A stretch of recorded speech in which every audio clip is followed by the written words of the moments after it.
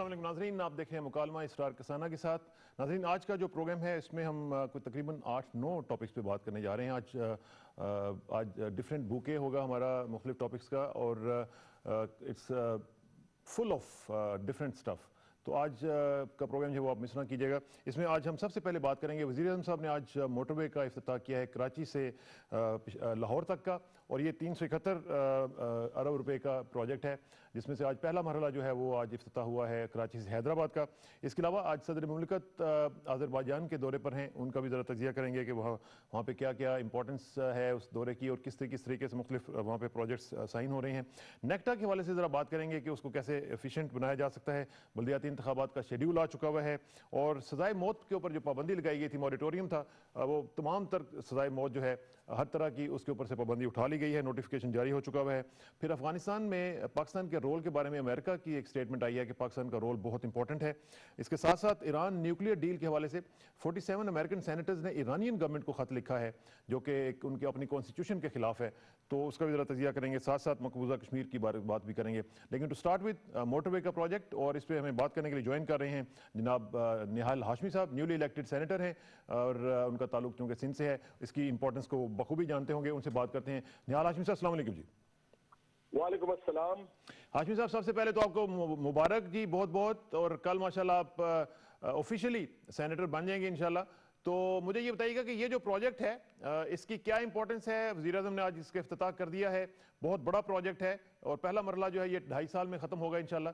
तो इससे क्या तब्दीली आएगी कनेक्टिविटी के हवाले से सिंध में? जी बिस्मिल्लाहिर्रहमानिर्रहीम, बहुत शुक्रिया कि आपने इस बहुत अहम प्रोजेक्ट और मौजू पे मुझे मौका दिया। मैं ये समझता हूँ कि ये ख्वाब था पाकिस्तान के लोगों का और बिलखुसूस कराची के लोगों का, सिंध के लोगों का, ताजिर का, एक एक लोगों का, कि वो पाकिस्तान को पूरी दुनिया में मुतारुफ कराए। और कराची जो पाकिस्तान का गेटवे है, वहां से एक ऐसी शायरा शुरू हो कि वो हर तरफ पहुंच रहे हो। तो जो कराची में आज कराची से हैदराबाद की जो मोटरवे का कनेक्शन का आज प्राइम मिनिस्टर मोहतरम जनाब नवाज शरीफ साहब ने इफ्तिताह किया, ये एक टर्निंग पॉइंट है पाकिस्तान की इकोनॉमी के लिए, पाकिस्तान की जो आपस की जो हमारी इंटर प्रोविंशियल हार्मोनी है उसके लिए। और ये बड़ी देरीना ख्वाहिश थी। अब ये कराची से हैदराबाद जाएगा और हैदराबाद से सक्कर, और सक्कर से ये आगे कनेक्ट हो जाएगा फिर ताजगढ़ तक इंशाअल्लाह ताला। वो जो इकोनॉमिक कॉरिडोर है उसके साथ फिर ये इसकी नेक्सस हो जाएगी। अब आप अंदाजा कर सकते हैं कि हमारे अंदरूनी सिंध के जो मजबूत तजारती मराकज हैं और कराची के जो पोर्ट है उसका कितना इफेक्ट होगा इसके, कि हमारे जो अंदरूनी सिंध के जो ताजिर हैं, जो कारोबारी हजरात हैं, उनका एक्सेस हो जाएगा सेंट्रल एशिया के मुमालिक तक और चाइना तक। इसी तरह से जो कराची पोर्ट से जो लोग कारोबार करते हैं, जो एक्सपोर्ट करते हैं या इंपोर्ट करते हैं, उन दोनों को इस बात का एक्सेस हो जाएगा कि वो अपने सामान को बैरूनी मुल्क भेज सकते हैं और बैरून मुल्क से आमद सामान से, और फिर एक बहुत बहुत जबरदस्त तरीके के यहाँ पे एक इकोनॉमी रिवाइवल होगी और फिर लोगों को एक सहूलतें मिलेगी आसान और सस्ते सफर की।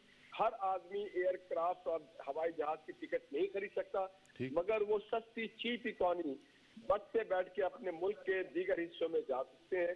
तो ये एक नया इजाफा होगा। और आप देखें जहाँ पे सड़क पहुंचती है वहां पे आपने देखा होगा वहां पे सड़क की लाजमी आ जाती है। तो ये बहुत देर से देरीना ख्वाहिश थी, ना सिर्फ कराची के लोगों की, सिंध के लोगों की, और मोहम्मद नवाज शरीफ साहब भी, ये उनकी ड्रीम है कि पाकिस्तान को एक दूसरे से कनेक्ट करें, सोशली, इकोनॉमिकली, कल्चरली और हर वो तरीके से जिससे पाकिस्तान और पाकिस्तान के लोगों की हम आहंगी और कोऑर्डिनेशन ज्यादा बेहतर हो। तो मैं ये समझता हूँ कि ये और एक टाइम फ्रेम दिया गया है जिसमें FWO ने तो कहा है कि हम 30 मंथ्स में करेंगे, मगर प्राइम मिनिस्टर साहब ने अपनी तकरीर में आपने सुना, उन्होंने कहा कि मैं चाहता हूँ कि ये 2 साल में मुकम्मल हो जाए। और साथ ही साथ आपने देखा होगा कि चीफ मिनिस्टर साहब भी बहुत खुश थे, बड़े शादा थे, वहाँ पे गवर्नर साहब भी थे, सारे लोग इंतहाई मुतमईन थे। और वहाँ के जो ताजिर हजरात हैं उनके चेहरे पे से भी आपको ये और उनकी बॉडी लैंग्वेज से पता चल रही होगी। तो मैं ये समझता हूँ कि ये बहुत पहले हो जाना चाहिए था जो आज मोहम्मद नवाज शरीफ साहब ने किया है, जिससे एक पाकिस्तान की एक और कराची के लिए खास तोहफा है। अच्छा, इसमें हाशमी साहब ये 36 अरब का जो पहला मरहला है ये 2.5 साल में कंप्लीट हो जाएगा इंशाल्लाह। तो इससे ये भी तो फायदा एक मुमकिन है कि जो बाकी रोड्स के ऊपर प्रेशर है वो कम हो जाएगा और उनकी जो लॉन्जेविटी है, जो उनकी उम्र है, उसमें भी इजाफा हो सकेगा। जी बिल्कुल, आप सही कह रहे हैं। देखिए, आज बल्कि सीएम साहब ने अजरा मजाक उन्होंने कह दिया कि जनाब जो हमारा सुपर हाईवे था अब तो सुपर नहीं रह गया, हाईवे भी है कि नहीं पता। तो ये बात ठीक है कि जो भी कराची जो गेटवे है उसके जो पोर्ट और बंदरगाह से जो पूरे पाकिस्तान को सामान तब्दील होता है और अफगानिस्तान तक पहुंचता आगे जाएगा, तो वो उन रोडों पे भी उसका बोझ कम पड़ेगा और उससे ज्यादा बेहतर तौर पे चीजें कम्युनिकेट, लॉजिस्टिक सिस्टम हमारा ज्यादा डेवलप हो जाएगा, रेल पे बोझ कम पड़ जाएगा, ठीक बात। दीगर जो रोड्स है उसके लिए बेहतरी हो जाएगी। तो ये एक तरक्की का नया इशारा है और वो एक बड़े मॉडर्न तरीके से इसको बनाया जा रहा है। इसके साथ जो दीगर जो चीजें हैं, देखिएगा आप, इसके साथ साथ अल्लाह के फजल से कई इकोनॉमिक जोन बन चुका होगा, लोग आबाद हो चुके होंगे, बहुत जबरदस्त इकोनॉमिक एक्टिविटी वहाँ पे परवान चढ़े इंशाल्लाह होगी। अच्छा, आखिर में आपकी मौजूदगी का फायदा उठाते हुए हाशमी साहब, कराची ही के हवाले से जरा पूछ लूं कि जो आज एमक्यूएम के मरकज के ऊपर आज जो वाकया हुआ है, छापा हुआ है, उस हवाले से दो मुख्तलिफ आरा आ रही हैं। एमक्यूएम इसको क्रिटिसाइज कर रही है, चौधरी निसार साहब ने ये कहा है कि ये कार्रवाई कानून के मुताबिक हुई है। What is your take on it? देखिए जी, मैं उस मीटिंग में मौजूद था जिसमें तमाम सियासी जमात ने प्राइम मिनिस्टर साहब को ये उनसे मुतालबा किया था और उनको एश्योरेंस थी कि कराची के अमन के लिए, जिसमें एमक्यूएम भी मौजूद थी, हम मुकम्मल ताउन करेंगे लॉ इन्फोर्सिंग एजेंसी से, खा वो मुजरिम किसी भी शोबा जिंदगी का हो, किसी भी सियासी जमात का हो। तो आज देखिए, आज किसी सियासी आदमी को तंग नहीं किया गया, वहां पे जो मौजूद थे। और ये बात बरमला एमक्यूएम के कायद अल्ताफ हुसैन ने भी एडमिट किया है कि इन लोगों को वहां उनकी मौजूदगी की जरूरत क्या थी।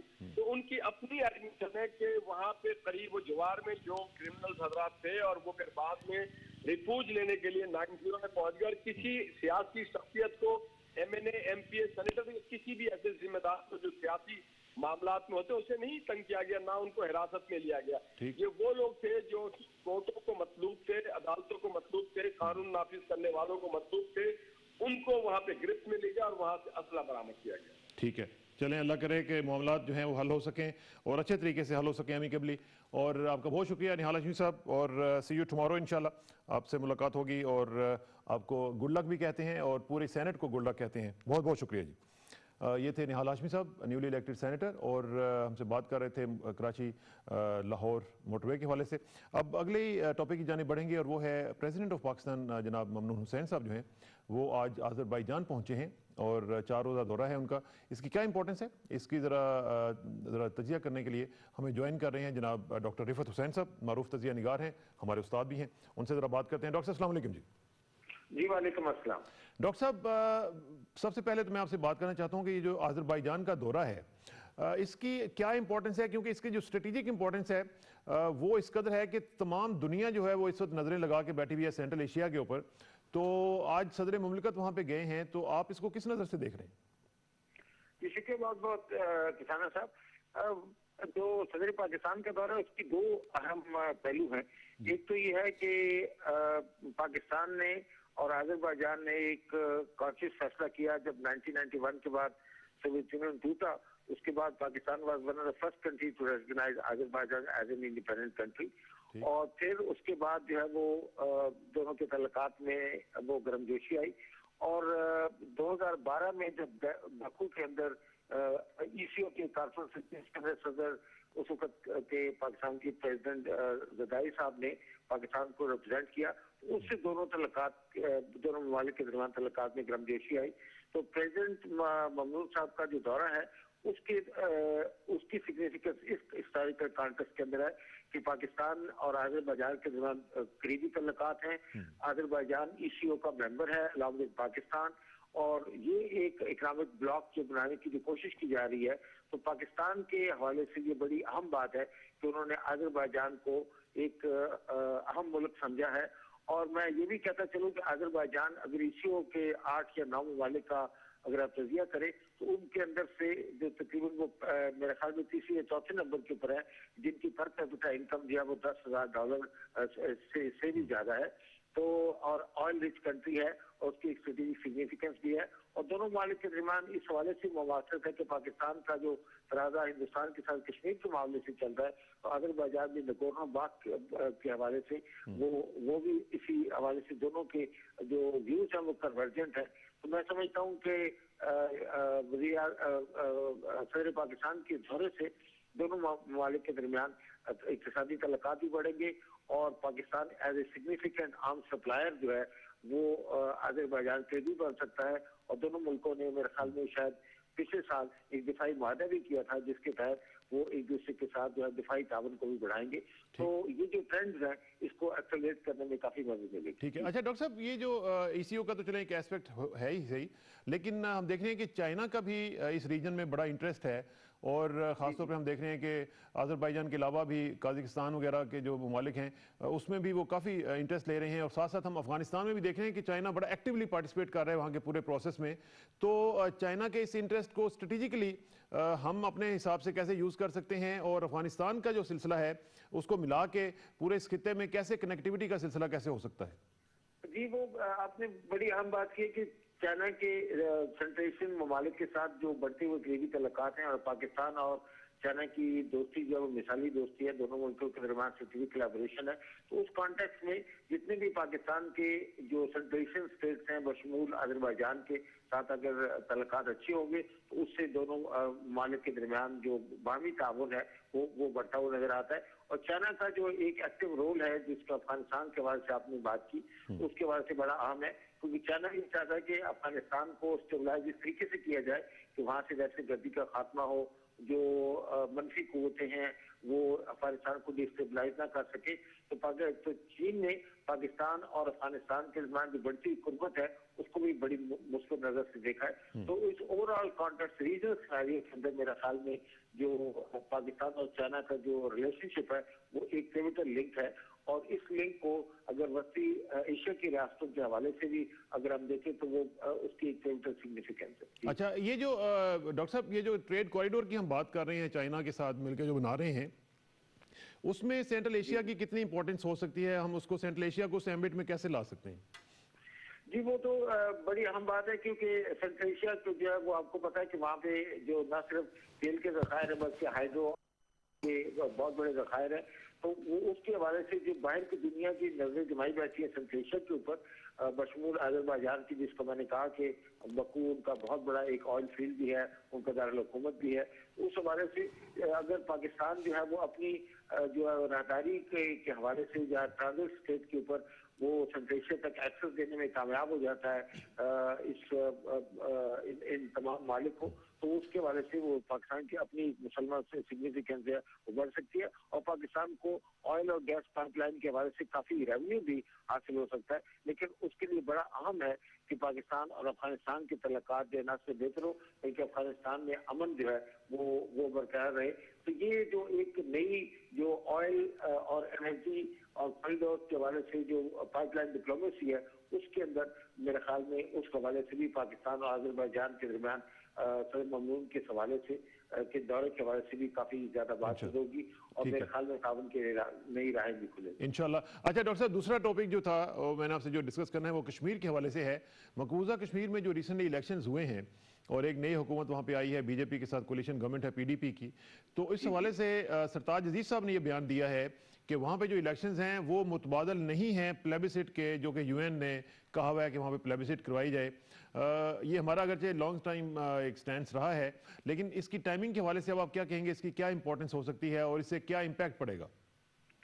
जी, ये आपको याद होगा कि 1957 के अंदर जब पहली दफा हिंदुस्तान ने कोशिश की कि कश्मीर के अंदर इंतखाबात करवा के, तो उस वक्त जो असम्बली आई थी वजूद में, उसके बारे में उन्होंने कहा था जी कि अब कश्मीर के अंदर जो है इस जवाब राय के लिए या सेल्फ डिटर्मिनेशन के लिए उसकी की जरूरत बाकी नहीं रही। तो ये मामला जो है सिक्योरिटी काउंसिल के सामने गया। तो सिक्योरिटी काउंसिल ने 1957 के अंदर एक रेजोल्यूशन पास की थी जिसमें उन्होंने कहा था बड़े क्लियर अंदाज में वही बात की है जो सरताज साहब ने आज कश्मीर के हवाले से इलेक्शन के हवाले से बयान दिया कि इलेक्शन करवाना और अच्छे और शफाफ और जो डेमोक्रेटिकली ट्रांसपेरेंट इलेक्शंस है वो किसी भी सूरत में भी वो लोगों के या कश्मीरियों के या किसी भी मुल्क के अंदर जब सेल्फ डिटर्मिनेशन की मूवमेंट चल रही हो तो उनके लिए वो एक सब्स्टिट्यूट साबित नहीं हो सकते। और ये पाकिस्तान का मौकफ जो है 1957 से लेके अब तक वो यही रहा है और इसकी एंडोर्समेंट जो है सिक्योरिटी काउंसिल ने भी की हुई है और पूरी दुनिया से इसको मानती है। लेकिन हिंदुस्तान ये कोशिश कर रहा है कि किसी तरीके से जो खासतौर पर बीजेपी और पीडीपी की जो कोalition गवर्नमेंट है उसको एक नया फेस देके दुनिया को ये एक आइडिया सेल किया जाए कि कश्मीर के अंदर जो है वो चूंकि डेमोक्रेटिक इलेक्शन हुए हैं उस हवाले से वो ट्रांसपेरेंट इलेक्शन हुए हैं। अगरचे बहुत से लोगों के उसके बारे में भी शुबहत है, लेकिन अगर वहाँ पे ऐसी हुकूमत होती है तो वो उस जो असेंबली है उससे किसी सूरत में वो एंडोर्स करवाए कश्मीर की एक्सेशन टू इंडिया, जिसको पाकिस्तान जो है वो नहीं मानता। तो ये एक बुनियादी जो है वो तनाज़े के हवाले से पाकिस्तान और हिंदुस्तान के जो सरकारी मौक़िफ़ हैं उनके दरमियान एक वाज़ेह फ़र्क मौजूद है कि पाकिस्तान जो है वो इलेक्शन की अहमियत को तो तस्लीम करता है लेकिन उसको सब्स्टिट्यूट जो है वो कश्मीरियों के सवाब राय के हवाले से तस्लीम नहीं करता। ठीक है डॉक्टर साहब, आखिरी सवाल ये है कि कश्मीर के हवाले से जब हम बात करते हैं, हम आपने बीजेपी का भी जिक्र किया, जो पॉलिसी बीजेपी इस वक्त अपनाए हुए है इसके मुकाबले में जो हमारा लॉन्ग टाइम स्टैंड है, आप समझते हैं कि हमें उसी के ऊपर फोकस्ड रहना चाहिए और उसी के साथ पूरी जो इंटरनेशनल फोरा हैं उनमें अपना नुक्ता नज़र बयान करना चाहिए ताकि एक तो हमारी जो कंसिस्टेंसी है ऑफ आवर स्टैंड पॉइंट वो जारी रहे और लोगों को भी बताया जा सके दुनिया को कि हमारा जो स्टैंड पॉइंट है वो बिल्कुल वही है और plebiscite is the only answer. जी बिल्कुल, वो तो बड़ा वाज़ेह मौक़िफ़ है इसका जो है इस पाकिस्तानी मौक़िफ़ का बड़े खुले अल्फाज में इजहार जो है वो वज़ीर आज़म ने जब अपनी जनरल असेंबली के सामने जब वो गए उन्होंने तकरीर में के अंदर भी उन्होंने इसका इयादा किया और अब सरताज अजीज साहब ने भी इसको एंडोर्स किया है। और मेरे ख्याल में पाकिस्तान को अब ये बड़ी सख्त जरूरत है कि कश्मीर के हवाले से आर्म स्ट्रगल, कश्मीरियों की जो पीसफुल आर्म स्ट्रगल है वो वहाँ पे जारी रहे, वो इंडिजिनस हो, उसमें बाहर की मुदाखलत जो है वो जितनी भी हद तक हम कर सकते हैं वो कम हो, लेकिन कश्मीरियों की मॉरल और जो मटीरियल सपोर्ट है और जो डिप्लोमेटिक सपोर्ट है खासतौर पर पाकिस्तान को वो जारी रखनी चाहिए। और हो सकता है कि कश्मीर के मामले में हम बात चीज को बहुत आगे ना बढ़ा सके, लेकिन पाकिस्तान को अपने स्टैंड से कायम रहना चाहिए। बिल्कुल ठीक है डॉक्टर साहब, आपका बहुत शुक्रिया, thank you very much for your time जी। और कश्मीर के ऊपर जो हमारी कंसिस्टेंसी है वही असल में हमारी पॉलिसी भी होनी चाहिए और हमारा जो स्टैंड है चूँकि वो यूएन के प्रिंसिपल्स के बिल्कुल ऐन मुताबिक है तो हमें उसके ऊपर बिल्कुल कायम रहना चाहिए और दुनिया को बताना चाहिए कि हमारा स्टैंड क्या है। अब अगले टॉपिक की जानिब बढ़ेंगे और वो है नेक्टा के हवाले से, जो कि एंटी टेररिज्म के हवाले से एक इदारा बनाया गया था और उसके बारे में मालूम हुआ है कि वहाँ पे फंड्स की भी किल्लत है और वर्क फोर्स की भी किल्लत है और वहाँ पे ख़ास तौर पे जो इम्पोर्टेंट जो पोजीशंस हैं उन पे लोग काम नहीं कर रहे हैं। इसका ज़रा तजिया करते हैं, हमें ज्वाइन कर रहे हैं जनाब अंसार बासी साहब, रिनाउंड जर्नलिस्ट हैं, सीनियर जर्नलिस्ट हैं, उनसे ज़रा बात करते हैं। बासी साहब अस्सलाम वालेकुम जी। जी वालेकुम अस्सलाम। अंसार भाई, ये जो सिचुएशन आज आपने भी इसके ऊपर लिखा है ये क्या मायने रखती है, क्योंकि हमने तो सुना था कि नेशनल एक्शन प्लान में नेक्टा को फाल बनाया जाना था और उसके फंड्स दिए जाने थे, उसमें जो भर्तियां थी, हामिद अली खान साहब तो उसके हेड चले हैं, लेकिन सुना है कि 34 में से सिर्फ 10 अफसरान वहां पे काम कर रहे हैं, तो इसका क्या मैसेज जा रहा है हमें? देखें, डेफिनेटली चूंकि आज तक तो आपको पता है कि उसको गवर्नमेंट बिल्कुल इस किस्म का वो इदारा रहा पिछले कई साल से कि वहाँ पे जो भी आपको अगर खुदे लाइन किसी अफसर को लगाना तो वहाँ भिजवा देते, अदरवाइज वहाँ कोई जाना नहीं चाहता था। तो अब चूंकि जब से नेशनल एक्शन प्लान बना और फिर ये रिजॉल्व हुआ कि नहीं हमें हर हाल में काउंटर टेररिज्म करना है, और आपको मैं ये बताऊं कि काउंटर टेररिज्म का वाहिद इदारा फेडरल गवर्नमेंट का यही है, और इसको अगर आप पढ़ें, इसके एक्ट को पढ़ें और या फिर पॉलिसी को पढ़ें, इसका इतना इम्पोर्टेंट रोल है कि जिसकी कोई इंतहा नहीं, और इसमें तमाम स्पाई मास्टर्स इन्वॉल्व होते हैं, प्राइम मिनिस्टर इसके बोर्ड के हेड हैं, चेयरमैन हैं, तमाम चीफ मिनिस्टर, तमाम स्पाई मास्टर्स और तमाम इम्पोर्टेंट फेडरल मिनिस्टर्स इसके मेंबर्स हैं। तो उस लिहाज से देखें जो इसकी इम्पोर्टेंस होनी चाहिए वो तो बिल्कुल भी नजर नहीं आ रही है। और आप देखें कि ग्रेड 21 की 4 पोस्ट हैं, सब खाली हैं, ग्रेड 20 की डीजीज की 7 पोस्टें हैं, तमाम की तमाम खाली हैं, बहुत कम अफसरान है यहाँ पे। और फिर फंडिंग इसलिए यहाँ पे कोई आना नहीं चाहता क्योंकि पुलिस के लोगों ने आना है, पुलिस को फील्ड के ऊपर डबल सैलरी मिलती है, और यहाँ पे जब वो आते हैं तो उनकी सैलरी आधी हो जाएगी। तो इसलिए जाहिर है कि अच्छे अफसरान आना भी नहीं चाहते। लेकिन इसकी एक और वजह यह है कि मेरी जाती राय में कि नेक्टा को जब तक आप प्राइम मिनिस्टर के डायरेक्ट अंडर यानी कि प्राइम मिनिस्टर ऑफिस के अंडर नहीं करेंगे तो इसकी इंपॉर्टेंस इसलिए नहीं होगी कि देखें जब आपने तमाम इस सिक्योरिटी एजेंसी जो 33 जो सिक्योरिटी एजेंसीज हैं उनके साथ कोऑर्डिनेट करना है, स्पाई मास्टर्स के साथ कोऑर्डिनेट करना है, तो किसी वजारत के अंडर कोई अटैच डिपार्टमेंट उसका करे तो मेरी नजर में वो मुश्किल होगा। अगर प्राइम मिनिस्टर ऑफिस के नीचे कोई होगा इदारा डायरेक्ट जो होगा जिसमें प्राइम मिनिस्टर की डायरेक्ट इंटरेस्ट भी होगा, तो मेरा ख्याल है वहां पे आसान होगा इंटेलिजेंस एजेंसी के लिए, उनके स्पाई मास्टर्स के लिए भी कि वो उनको जल्दी रिस्पॉन्ड करें, उनकी मीटिंग को अटेंड करें।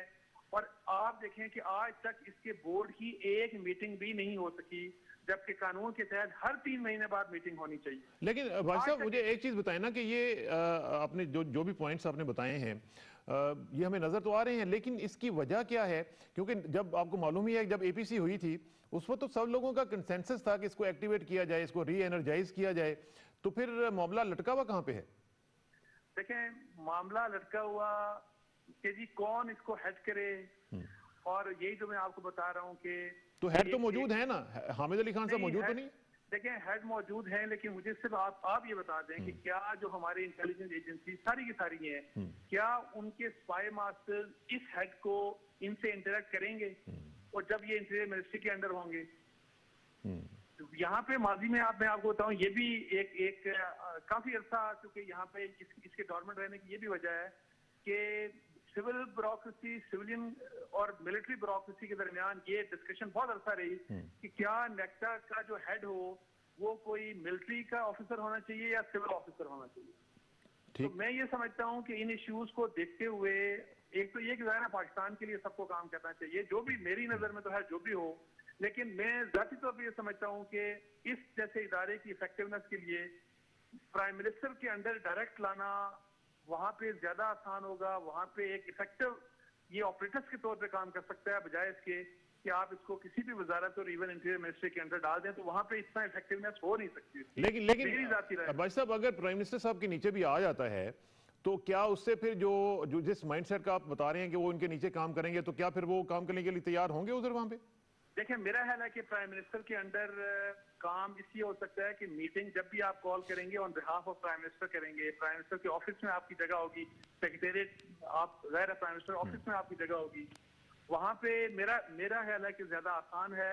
और फिर इवन अदरवाइज मैं आपको बताऊं कि पहले भी जब इंटीरियर मिनिस्ट्री के अंडर आपको याद होगा ISI को लाने की कोशिश की गई थी। ठीक, ये जो इतनी बड़ी एजेंसीज होती हैं ये वजीर आजम के नीचे तो हजम हो जाती हैं, लेकिन किसी वजारत के अंदर होती नहीं है। अमेरिका में भी आप देखें कि जब उन्होंने ये 9/11 के बाद पूरा सिस्टम डेवलप किया तो पूरे का पूरा जो उनका इंटेलिजेंस सिक्योरिटी का सिस्टम है वो होमलैंड सिक्योरिटी में आ गया, प्रेसिडेंट के अंडर है, होमलैंड सिक्योरिटी में आ गया था। बिल्कुल ठीक है, बिल्कुल ठीक कह रहे हैं आप अंसारी भाई साहब, डायरेक्ट अंडर है प्रेसिडेंट के। बिल्कुल सही कह रहे हैं, अल्लाह करे कि ऐसा हो सके, क्योंकि ये इदारा बहुत इंपॉर्टेंट है, इस पे काम करना चाहिए और इसको इफेक्टिवली आगे लेके जाना चाहिए। आपका बहुत शुक्रिया, इंशाल्लाह आपसे रब्ता रहेगा।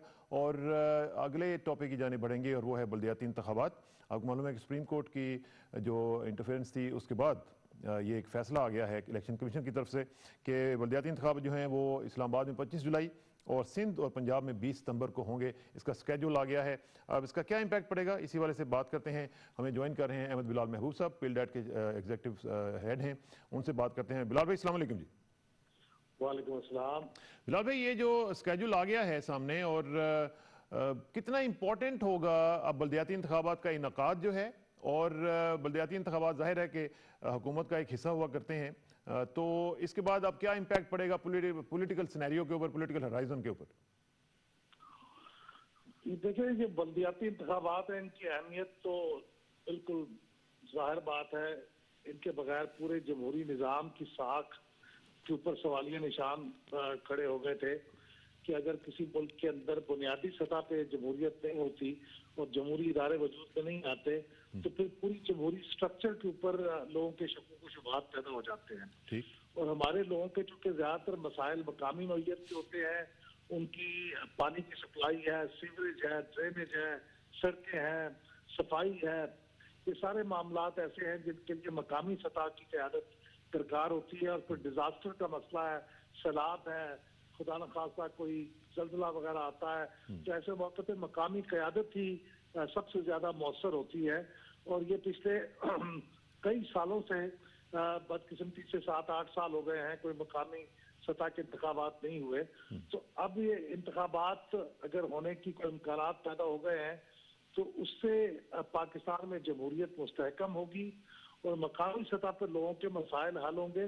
और सबसे अहम काम जो होगा, अगर मकामी सतह पे हुकूमतें काम करने लग जाती हैं तो फिर ये जो कौमी और सूबाई सतह के हमारे मुंतखब नुमाइंदे हैं उनके ऊपर जो मकामी मामलात और मसाइल का एक दबाव रहता है वो कुछ कम हो जाएगा और फिर वो अपनी तमाम तर तवज्जो सूबे की सतह के और कौमी सतह के मसाइल की तरफ दे सकेंगे। वरना तो बिलअमूम उनकी तमाम मसरूफियात अपने मकामी सतह के मसाइल हल करने के ऊपर ही खर्च हो जाती है। तो ये मैं समझता हूँ बड़ा अहम कदम है और दुआ करनी चाहिए कि ये स्केड्यूल जो अनाउंस किया गया है उसके मुताबिक ये हुस्न खूबी ये सारी चीजें हो जाए और मकामी हुकूमतें अपना फंक्शन हो जाए और काम करना शुरू कर दें। काम शुरू कर दें। लेकिन जो आपने बात की है बिलाल भाई, वो कि जी जो लोग हैं सूबाई के और नेशनल असम्बली के, वो अपने काम पे फोकस कर सकेंगे। एक्चुअली तो यही तो बात है कि जो कहा जाता है कि वो इसलिए इंटरेस्टेड नहीं है कि बलदियाती इंतखाबात हों, क्योंकि कई हमारे जो दोस्त हैं उनका दिल चाहता है कि वो भी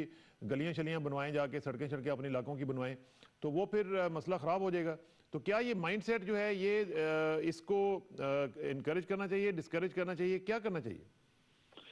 देखिए, अगर मकामी हुकूमतों का निज़ाम कायम हो जाएगा और वो इंतखाबात होने लग जाएंगे तो पहले भी ऐसे हुआ था कि वो लोग जिनका ज़ौक़ मकामी सतह के ऊपर काम करने का होता है और जो नाज़िम बनने में दिलचस्पी रखते हैं, फिर वो बतदरीज अपनी कौमी और सूबाई असम्बली के इंतखाबात की बजाय वो तरजीह देते हैं। बल्कि कई लोगों ने तो माजी में रिजाइन करके मकामी सतह के डिस्ट्रिक्ट या तहसील की निजामत के लिए इलेक्शन लड़ा और उन्होंने काम किया। तो फिर बतदरीज वो लोग इस तरफ मुंतकिल हो जाएंगे।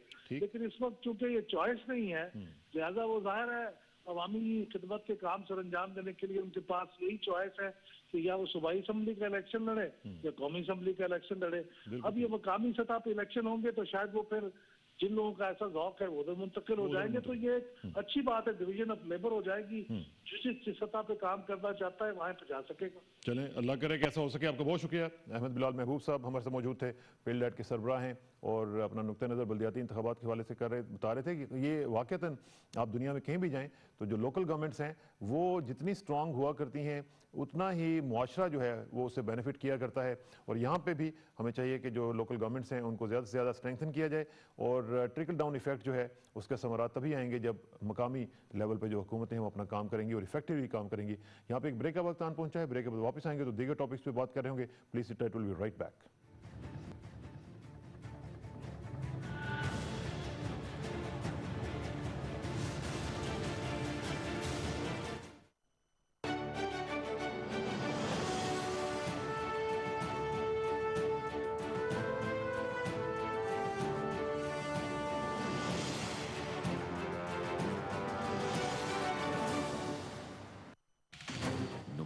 हुकूमत की तरजीहात, कौमी सिक्योरिटी पॉलिसी की तश्कील,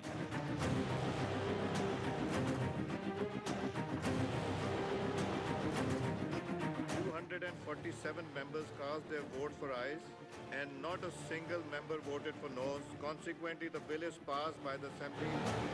आइन का तहफ़्फ़ुज़, अवामी खिदमात, तवानाई की ज़रूरियात की बहाली और जमहूरियत का फ़रोग़, यही वजह है कि शफ़ाफ़ सेनेट इंतख़ाबात के कामयाब इनकाद के बाद चेयरमैन सेनेट के लिए अपोजिशन की गैर मशरूत हिमायत। हम इक़्तिदार नहीं बल्कि इक़्तिदार की सियासत करेंगे, क्योंकि सियासत में अक़दार के हामी हैं, ना कि इक़्तिदार।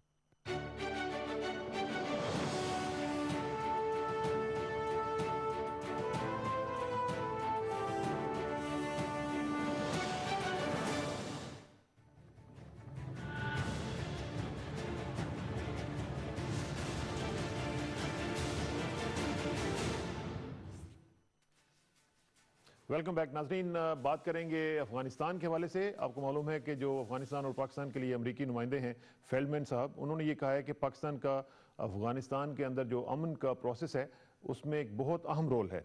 तो एक रिकग्निशन है उनकी तरफ से कि पाकिस्तान वाकईतन एक ऐसा रोल प्ले कर सकता है ताकि वहाँ पे अफगानिस्तान में अमन जो है वो उसका ख्वाब पूरा हो सके। इसका ज़रा तजिया कहते हैं कितनी अहम इंपॉर्टेंट और कितनी स्ट्रेटेजिकली इंपॉर्टेंट ये स्टेटमेंट है। हमें ज्वाइन कर रहे हैं अफगान अमूर के माहिर जनाब रहीमुल्लाह यूसुफज़ई साहब, सीनियर सहाफ़ी हैं, उनसे बात करते हैं। रहीमुल्लाह साहब अस्सलाम वालेकुम जी। जी वालेकुम अस्सलाम। रहीमुल्लाह साहब, ये जो फेल्डमैन साहब ने कहा है, अगरचे ये कोई नई बात तो नहीं है, लेकिन इसकी क्या इंपॉर्टेंस है? इसका मतलब ये है कि अमेरिका जो है वो समझ रहा है कि अफगानिस्तान के अंदर जो भी सूरत हाल बनेगी, अगर अमन की तरफ बढ़ना है तो उसमें पाकिस्तान को एक अहम और पॉजिटिव रोल प्ले करना है। देखिए, बिल्कुल डैनियल फेल्डमैन जो हैं वो अफगानिस्तान और पाकिस्तान के लिए अमेरिका के खुसूसी नुमाइंदे हैं। ठीक। तो जाहिर है इनका ताल्लुक दोनों मुल्कों के हालात से है और ये बहुत करीब से देखते हैं, इनकी पूरी एक टीम भी है। तो ये इनका एक बयान जो आया, पाकिस्तान की तारीफ की गई कि वो अफगानिस्तान में अमन कायम करने के लिए अपना एक किरदार अदा कर रहा है। तो मेरे ख्याल में पाकिस्तान ने भी अमेरिका को सारे मामलात से आगाह किया हुआ है, अफगान हुकूमत ने भी किया होगा।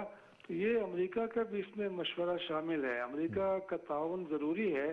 अमेरिका अगर इसमें शामिल नहीं होगा तो फिर ये अगर कोई हल निकालेंगे तो वो पायदार नहीं होगा। इसलिए कि अमेरिकी फ़ौज अब भी अफगानिस्तान में है, 10,800 अमेरिकी फ़ौजी हैं, पूरी उनकी एयर पावर है। और फिर इसके अलावा नेटो के भी 2-3 हज़ार फ़ौजी हैं और वो भी अमेरिका के की कमांड के नीचे हैं। तो मेरे ख्याल में देखें, पाकिस्तान ने तो कोशिश की है, अफगानिस्तान, पाकिस्तान, चीन, अमेरिका सब मिलकर कोशिश कर रहे हैं और लगता ये है कि पहले की निस्बत ये एक बहुत बड़ी कोशिश है, इसलिए इसकी कामयाबी के इम्कानात भी पहले के मुकाबले में ज़्यादा हैं।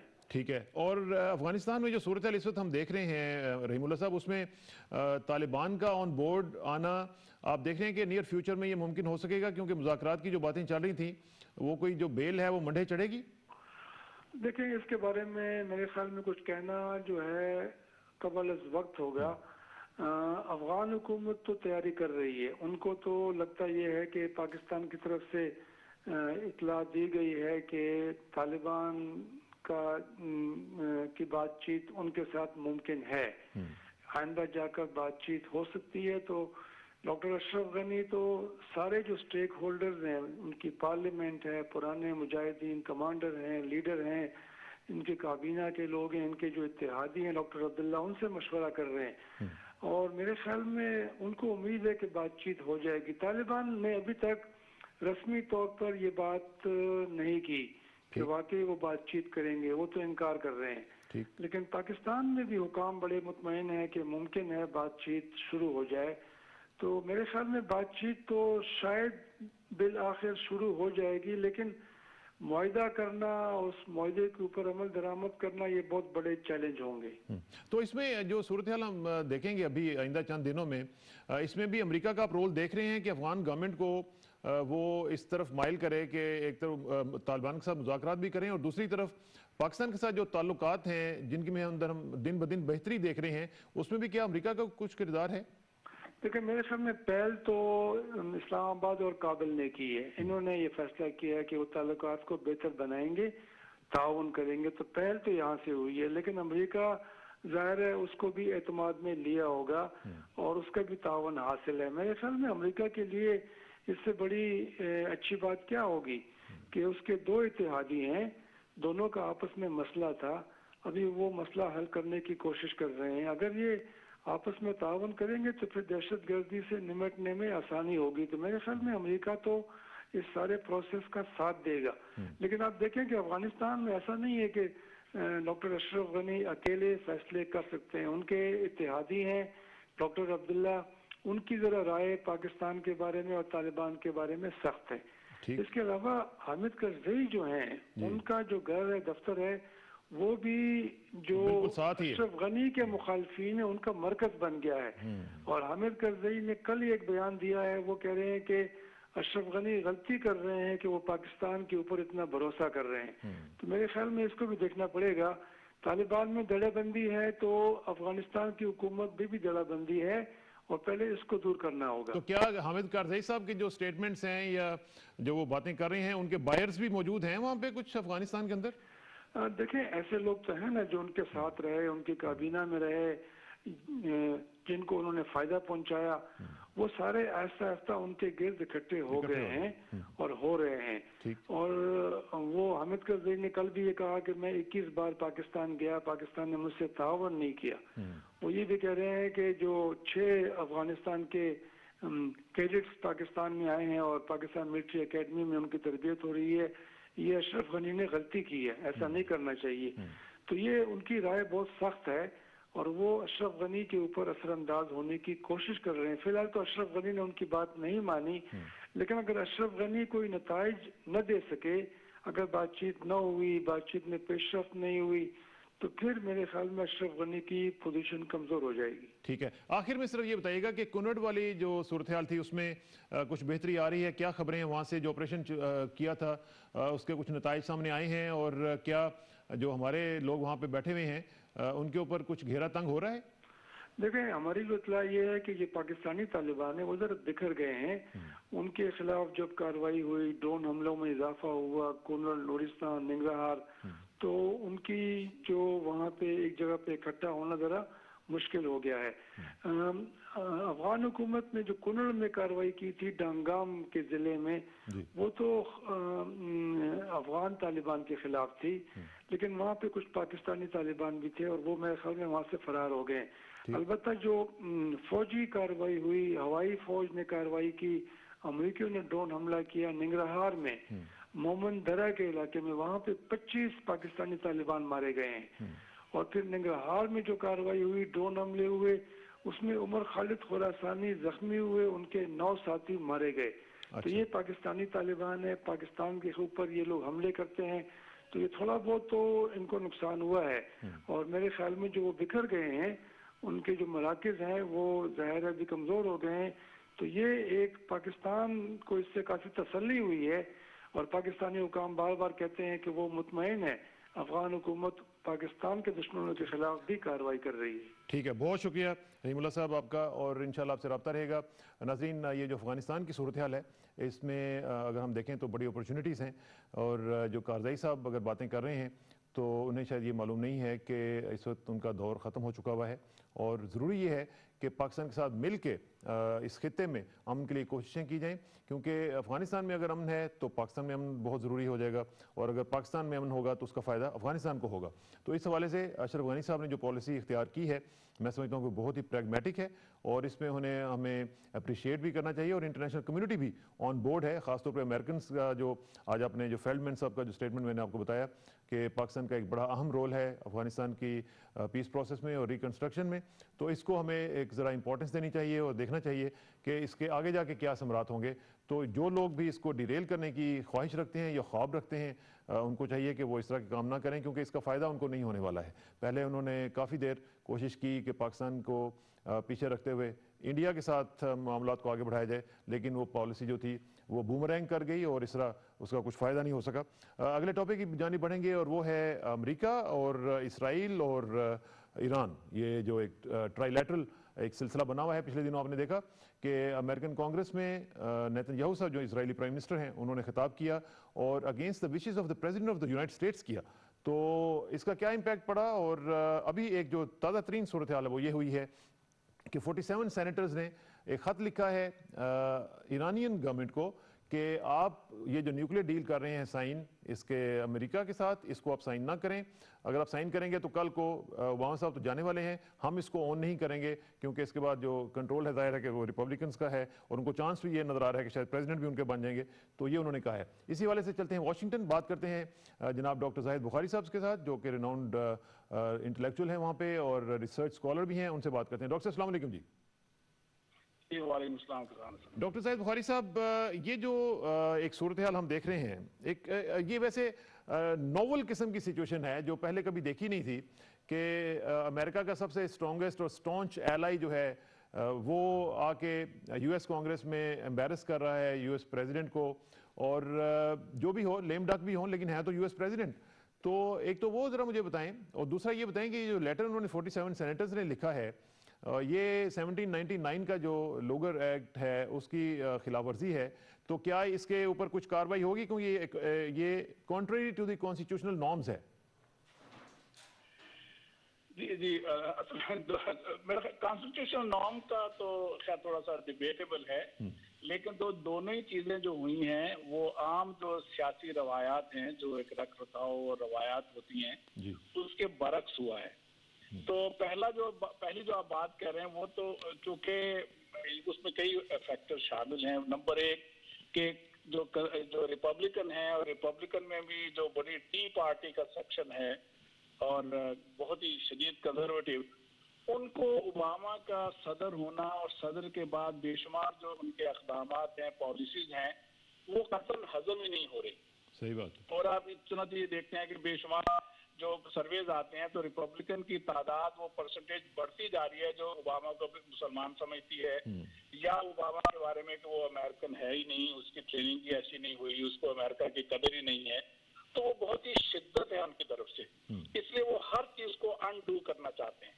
ठीक। तो यहाँ पे भी नंबर एक। नंबर दो, इजरायली लॉबी का इतना ज्यादा असर है, तो उस लिहाज से तो मैं समझता हूँ कि इजरायली लॉबी को जक पहुंची है कि वरना तो उनका 435 जो कांग्रेसमैन है और 100 सेनेटर हैं, वो नॉर्मली तो सबकी तरफ से ही एक तरह की उन्हें इजराइल को और इजरायली प्राइम मिनिस्टर को ब्लैंकेट सपोर्ट मिलती है, शाबाशी होती थी। हाँ, ठीक बात। लेकिन इसमें ये हुआ है कि वाजे एक दरार पड़ी है और डेमोक्रेट्स की अक्सरियत ने उनके विजिट को नापसंद किया है। बल्कि नैंसी पेलोसी जो कांग्रेस में डेमोक्रेट्स लीडर है, उन्होंने तो कहा कि नेतन्याहू ने तो हमारी इंटेलिजेंस की, अमेरिकन के इंटेलिजेंस की तौहीन की है। बहुत ही सख्त। बल्कि उन्होंने ये कहा कि आई वाज इन टीयर्स जब मैंने ये सुना। जी, वो उन्होंने बहुत ही, तो इस लिहाज से तो मेरा ख्याल ये है कि मैं तो खैर वो कांग्रेस को कहता हूँ कि जैसे ऑक्युपाइड पैलेस्टाइन है, इसी तरह ऑक्युपाइड कांग्रेस भी है इजरायली लॉबी के, तो उस लिहाज से तो दरार पड़ी है। लेकिन उन्होंने अपनी एक जोर दिखाया। लेकिन मेरा अपना ख्याल ये है, उसके बाद ये जो लेटर की बात है, ये भी इजरायली लॉबी ने बेशक तो इजरायली लॉबी ने ही इसको इनिशिएट किया है। और रिपब्लिकन कांग्रेसमैन जो हैं, जो आइंदा फ्यूचर स्टार भी इनके कहे जाते हैं आर्कनसास के, उनकी जानिब से इसको प्रेजेंट किया गया है। उसमें इश्यूज 2-3 हैं, उसके जो इम्पैक्ट जो हमें देखने चाहिए वहाँ। ये बात तो सही है कि सियासी नॉर्म्स के खिलाफ है, लेकिन आप अमेरिका की हिस्ट्री देखें तो लीग ऑफ नेशंस में जो अमेरिकन सदर ने यस कर दिया था, लेकिन कांग्रेस ने उसको रेटिफाई नहीं किया, तो लीग ऑफ नेशन जो है वो नहीं बनी। ठीक। तो ये इख्तियार तो है, लेकिन उसके साथ साथ ये भी है कि जो नॉन बाइंडिंग अगर कोई पैक्ट हो जाए, अमेरिकन सदर उसको साइन करे, तो उसको वो चलता भी है। मतलब चाइना को जो उन्होंने मंजूर किया, और भी कई ऐसे इक़दाम हैं अभी जो रशिया के साथ मुख्तलिफ एटमी हथियारों पे हुआ है, चाइना के साथ क्लाइमेट पे जो एग्रीमेंट हुए हैं, तो इस तरह इन्हें कहते हैं नॉन बाइंडिंग लीगल एग्रीमेंट है, जो इस तरह के पैक्ट हों। अब इसमें होता ये है कि जब पहली बात तो ये भी ध्यान में रखनी चाहिए कि रिपब्लिकन का जो भी रेटरिक हो, जैसे प्रेसिडेंशियल कैंडिडेट जब होते हैं तो उनकी एक लैंग्वेज होती है, जो प्रेसिडेंट बन जाता है आदमी तो उसकी लैंग्वेज तब्दील हो जाती है। इसी तरह ये जरूरी नहीं कि जो कहे हैं जो प्रेसिडेंट है वो उसको कर मिले। मसलन मिसाल के तौर पे एग्रीमेंट हो जाता है, उसमें 5 और कुव्वतें भी हैं, सिक्योरिटी काउंसिल का उसको तहफ़्फ़ुज़ हो जाता है, तो ये जरूरी नहीं है कि अगला प्रेसिडेंट, जितनी मर्जी ये इंतखाबी बुखार में बातें करें कि प्रेसिडेंट बनने के बाद उसको खत्म भी कर सके, ये तो बहुत जरूरी नहीं है। लेकिन डॉक्टर साहब मुझे एक चीज बताएं ना कि ये जो लेटर वाली बात है, चलें ठीक है, कॉन्स्टिट्यूशनल नॉर्म्स पे आप कहते हैं कि डिबेट हो सकती है, मुझे सिर्फ ये बताएं कि कभी हमने देखा नहीं था वहाँ पे रहते हुए भी और वैसे भी कि इस तरह की सिलसिला हो, और ख़ास तौर पे जिस तरह भी ये जो सेनेटर कॉर्टन है आर्कनसॉ के जो रिपब्लिकन हैं, उन्होंने ये लेटर लिखा है ईरानियन गवर्नमेंट को, तो एक ये उस जो जिस लॉ की मैं बात आपको बता रहा हूँ, वो उसमें ये वाज़े तौर पे लिखा हुआ है कि कोई इंडिविजुअल अमेरिकन जो है वो किसी गवर्नमेंट को ख़त नहीं लिखेगा against the wishes of the government. तो वो जो है अगर इस तरह का काम शुरू हो गया हुआ है, तो इसका मतलब तो ये है कि फिर ये लोग खुद अपने जो डेमोक्रेटिक सिस्टम है उसको वीकन कर रहे हैं, और चाहते हुए या ना चाहते हुए भी। नहीं, ये तो बिल्कुल सही है। देखना, ये अमेरिका की एक तरह की भाद उड़ाने वाली बात है ये अमेरिका के सदर को एक लिहाज से उसकी बेइज्जत करने वाली बात है। ये अमेरिका के अपने मकाम से गिरी हुई बात है, ये तो बिलाशुबा है। लेकिन अपनी डोमेस्टिक पॉलिटिक्स में वो समझते हैं कि हमने बड़ा तीर मारा है और इजरायली लॉबी ने उनको ये मजबूर किया है। तो मैं अर्ज ये कर रहा हूँ कि बिलाखिर जैसे कहते हैं ना, लास्ट लैफ किसकी होती है, आखिरी कहका कौन लगाता है, ये तो अभी देखना होगा। इसमें मेरा ज्यादा बड़ा इम्तिहान है वो ईरान की जो खास तौर पे वहाँ हार्ड लाइन्स हैं या आयतुल्ला खमीनाई जो हैं, मेरा ख्याल उन लोगों की बसीरत का ज्यादा इम्तिहान है कि उसके ट्रैप में ना आए।